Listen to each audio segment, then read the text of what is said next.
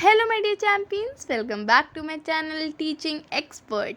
Today I'm back with another necessary and interesting video which is based on the important questions of the Mughal Empire. जैसा कि आप सभी को पता है कि मैंने पिछला वीडियो किसका डाला था, द मुगल एम्पायर के एक्सप्लेनेशन का. उसमें मैंने आपसे क्वेश्चंस पूछे थे ना, लेकिन आप सब लोग रिप्लाई नहीं करते हैं, तो मुझे पता कैसे चलेगा कि आप लोगों को समझ में आया नहीं आया. अगर कोई टॉपिक समझ में नहीं आ रहा, आंसर्स नहीं आ रहे, तो आप कमेंट्स में डाल दीजिए टॉपिक नहीं समझ में, हम दोबारा समझा देंगे, शॉर्ट बना देंगे उसके ऊपर, या फिर आपको कमेंट में समझा देंगे तब भी नहीं समझ में आता है, या फिर आपको पूरा चैप्टर ही नहीं समझ में आया तो हमको वो भी बता दीजिए, हम दोबारा एक्सप्लेन कर देंगे, है ना. लेकिन बस आपको समझ में आना चाहिए ना. और जब क्वेश्चन पूछते हैं उनके रिप्लाई तो दिया कीजिए ना. और आप लोग कोई लाइक ही नहीं करते, इतनी ख़राब वीडियो बनाते हैं क्या. हम बता दीजिए अगर ख़राब वीडियो बनाते हैं, हम अपना एक्सप्लेनेशन को और भी अगर डेवलप कर सकते हैं तो वो भी बता सकते हैं आप, है ना. वैसे मेरा एक्सप्लेनेशन तो इतना अच्छा नहीं है, खैर उसको डेवलप करने तो आप ये भी बता सकते हैं कि हम कैसे डेवलप कर सकते हैं अपने एक्सप्लेनेशन को, है ना. तो आप बताया तो कीजिए, आप कुछ बताते ही नहीं हैं. इतनी मेहनत लगती है, कम से कम अगर अच्छा लगा करे वीडियो तो लाइक कर दिया करिए, है ना. और पिछले वीडियो में मैंने स्नीक पीक के बारे में भी बात किया था कि मैं ऐसे डालूँ कि ना डालूँ, तो उसका भी रिस्पॉन्स नहीं आया. तो उसका आप रिस्पॉन्स तो करिए तो मैं डालूँ फिर, है ना. तो चलिए आज हम लोग और पिछले मैं हर वीडियो में नोट्स के थ्रू समझाती हूँ, तो आप लोग कहेंगे कि मुगल एम्पायर में शॉर्ट क्वेश्चन लॉन्ग क्वेश्चंस भी तो होते हैं, वो भी इम्पॉर्टेंट, तो मेरे नोट्स के अंदर आपको मिल जाएंगे, है ना. नोट्स के अंदर मतलब जब आप नोट्स पढ़ेंगे तो आप अगर आप पढ़ेंगे ना, अगर आप मेरा एक्सप्लेनेशन वीडियो देखेंगे, है ना, एक्सप्लेनेटरी वीडियो, तो आपको समझ में आ जाएगा ना, आपको पता चल जाएगा ये कब हुआ था, है ना. या फिर आप लर्न करेंगे तो आपको लर्न हो जाएगा, तो फिर आपको कोई भी क्वेश्चन आएगा उसमें से तो आप कर लेंगे, है ना. इसलिए मैं जो इंपॉर्टेंट क्वेश्चंस में मल्टीपल चॉइस क्वेश्चंस ज़्यादा बताती हूँ, ठीक है. तो चलिए स्टार्ट करते हैं हम अपना video. So question number 1, The emperor who ascended the throne at 13 years of age was. अब आप कहेंगे कि ये कैसा क्वेश्चन है, लेकिन आप याद करिए मैंने आपको पढ़ाया था कि अकबर कब पैदा हुए थे, 1542 में. उनको ताज कब मिला था, 1556 में, है ना. तो अगर हम तब से जोड़ें, अगर हम 1542 को ना जोड़ें क्योंकि तब तो वो 0 साल के थे, तो कब उनको ताज मिला था, 13 ईयर्स में, है ना. तो हमारा जो करेक्ट आंसर है वो क्या हो जाएगा, अकबर. ऑप्शंस हमारे पास थे शाहजहां, अकबर, हुमायूं और जहांगीर. तो उसमें से हमारा जो सही ऑप्शन है वो क्या होगा, option number B, Akbar. Question number 2, who was the founder of the Mughal empire. Option number A, Babur. Option number B, Akbar. Option number C, Jahangir. Option number D, Shahjahan. तो इसमें पूछा गया है कि मुगल एम्पायर का फाउंडर कौन था, मुगल एम्पायर की खोज किसने करी थी, की नींव किसने रखी थी, है ना. ठीक है, तो ऑप्शंस में है बाबर, अकबर, जहांगीर और Shahjahan.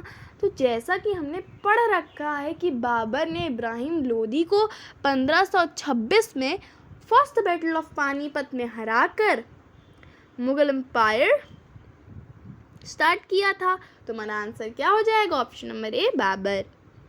Question number 3, Mughal empire was founded in. Option number A, 1529.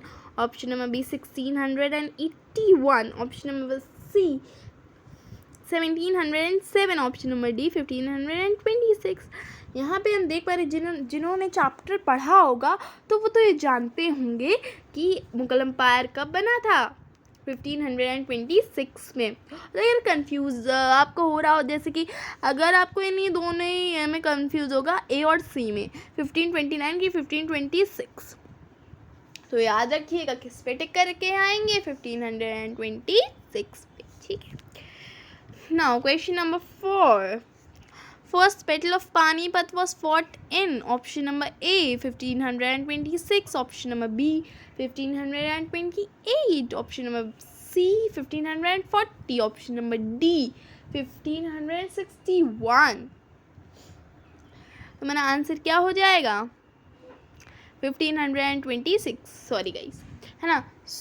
क्योंकि जो फर्स्ट बैटल ऑफ पानीपत, जैसा कि मैंने अभी बताया कि बाबर ने इब्राहिम लोदी को कब हराया था, फर्स्ट बैटल ऑफ पानीपत में हराया था ना, तो वो कब लड़ा गया था, 1526 में, है ना। क्वेश्चन नंबर 5, तो जो बाबरी is an autobiography of which Mughal ruler, किसकी ऑटोबायोग्राफी है, किसने लिखी थी, बाबर ने, option number D Babur. Question number 6, the battle of Chanderi was fought between Babur and Dash. Option number A, Sher Shah. Option number B, Ibrahim Lodi. Option number C, Medini Rai. Option number D, none of these. तो जो battle था चंदेरी का, वो बाबर और किसके बीच में लड़ा गया था, बाबर और मेडेनी राय के बीच में, है ना, ठीक। Option number C, Medini Rai. Option number 7, who was the father of Humayun. Option number A Babur, option number B Jahangir, option number C Ibrahim Lodi, option number D Sher Shah. तो हुमायूं का पिता कौन था, बाबर था ना। हुमायूं किसका पिता था, अकबर का। तो ऑप्शन नंबर ए बाबर हो जाएगा, ठीक। Option number question number 8, the founder of Suri empire was, option number A Jahangir, option number B Sikandar Shah Suri, option number C Sher Shah Suri, option number D none of these.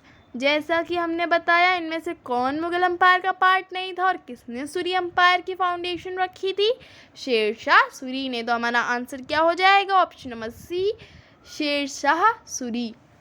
Question number 9, the coronation of Akbar was नहीं होगा, sorry, यहाँ पे took place होगा, ठीक है। Took place in option number A 1526, option number B 1540, option number C 1556, option number D 1530। Coronation का मतलब क्या होता है, ठीक है, किसी भी राजा को क्राउन करना, मतलब किसी भी राजा का राज्याभिषेक करना, है ना, मतलब उसको राजा या फिर रानी बनाना, इसी एक्ट को, इसी प्रोसेस को हम क्या कहते हैं, कॉरोनेशन। तो अकबर का राज्याभिषेक कब हुआ था, 1556 में हुआ था, ठीक है।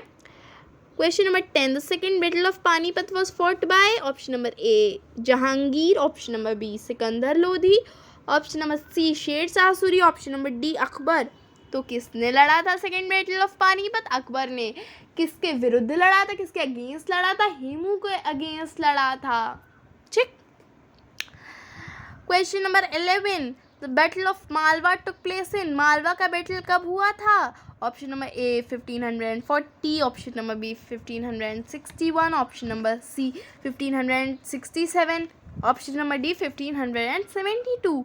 तो जो मालवा का बैटल हुआ था, जो मालवा की लड़ाई हुई थी, वो कब हुई थी, 1561 में।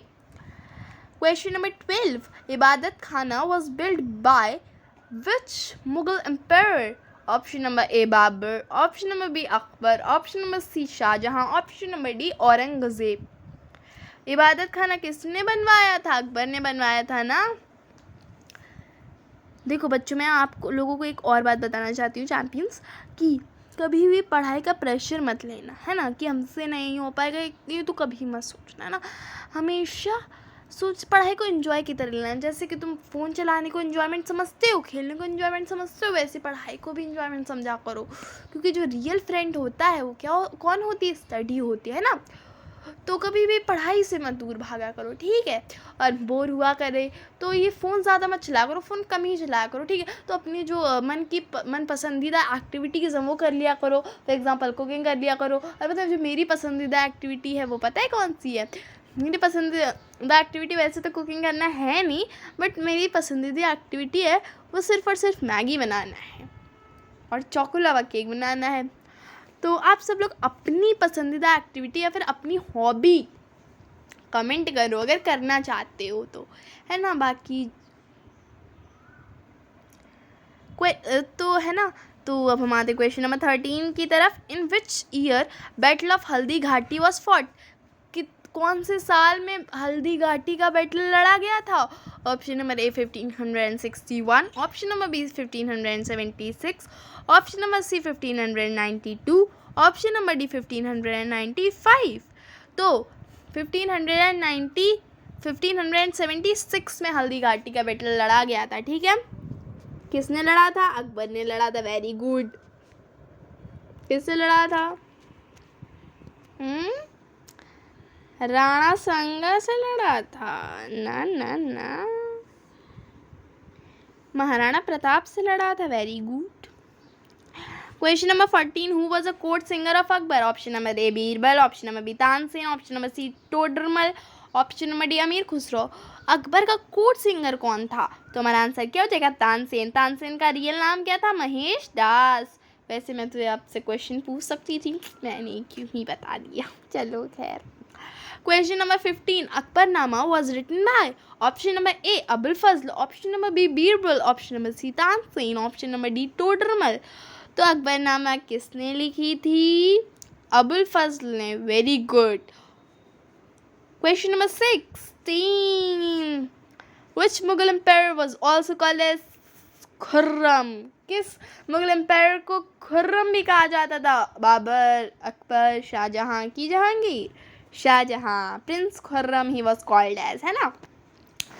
Jahangir was the son of, option number B Akbar, option number A Akbar, option number B Humayun, option number C Babur, option number D Shahjahan. तो अकबर था किसका?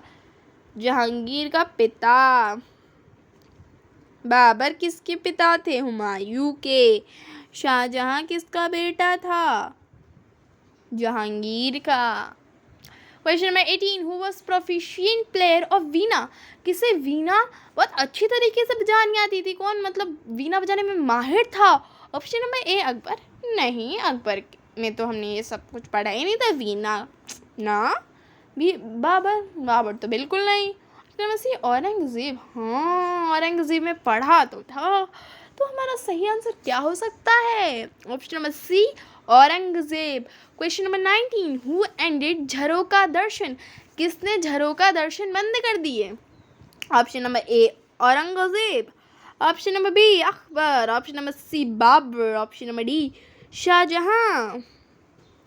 तो ऑप्शन नंबर ए हमारा क्या हो जाएगा? औरंगजेब। ठीक है। Question number 28, in Mughal period head of royal household was known as? Option number A खजलुल खजत, option number B Mir Bakhshi, option number C Diwani Ala, option number D खानी समन। मुगल पीरियड में जो रॉयल हाउस होल्ड का हेड होता था उसे क्या कहते थे? खानी सामान कहते थे। याद रखते हैं, क्या कहते थे? खानी सामान कहते थे। सामान पता नहीं क्या बोलते हैं उसको। Question number 21, Mansabdari system was introduced in? Option number A 1595 to 96, option number B 1526 to 27, option number C 1628 to 1629, option number D 1658 to 1659। तो मनसबदारी सिस्टम कब इंट्रोड्यूस हुआ था? 1595 to 1596 में कब इंट्रोड्यूस हुआ था? तो एक क्वेश्चन है, सिर्फ आज एक ही क्वेश्चन पूछेंगे। What was the time period of Aurangzeb's ruling period? ठीक, आपको बताना है कमेंट सेक्शन में। और बताइए कि आज आपको वीडियो में मज़ा आया कि नहीं, आपको अच्छा लगा, आपने पढ़ाई करी और आपको पढ़ाई करने में मज़ा आया कि नहीं। ठीक है, तो और अगर वीडियो अच्छी लगा करे ना तो प्लीज़ लाइक मार दिया करो, है ना, कि अच्छा लगता है इतनी मेहनत करने के बाद अगर लाइक आप लोग करते हो, कमेंट अच्छे अच्छे करते हो, है ना, अच्छा लगता है। और सब्सक्राइब भी कर दिया करो। ठीक है, तो मैं आपको एक बात बताना चाह रही हूँ कि देखो, कभी भी कोई इंसान मदद में हो, कोई इंसान आपकी मदद मांग रहा हो, ऐसे नहीं मतलब पैसे वाले नहीं, मतलब आपके सामने कोई इंसान मदद मांग रहा हो, कोई इंसान ज़रूरत में हो, है ना, तो आप हमेशा उसकी मदद करा करो, ताकि आपके अंतर आत्मा को सुकून मिलेगा। भगवान फिर आप अपने पुण्य करोगे ना। और हमेशा सबसे अच्छे से बात किया करो, ठीक है, हमेशा कूल रहा करो, क्योंकि अगर टेंशन में रहने से सारी प्रॉब्लम सॉल्व हो सकती तो सब लोग टेंशन में ना रहने लगते। कूल रहा करो, कूल रहोगे ना तो अपने आप ही प्रॉब्लम का सल्यूशन मिल जाएगा। ठीक है, तो इसी नोट पे हम अपने वीडियो को एंड करते हैं। And have a good day, have a nice day, and may your all days go well. Bye bye. Thank you. Have a nice.